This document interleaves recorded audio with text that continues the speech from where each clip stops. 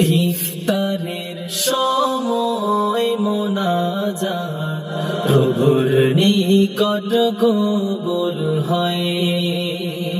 তোমাকে খুশি করতে প্রভু কত খাবার দেখেও খাই না তবু, তোমাকে খুশি করতে প্রভু কত খাবার দেখেও খাই না তবু, হুকুম যখন খাবো তখন, হুকুম যখন খাবো তখন মোদের রোজা কবুল করে নাও।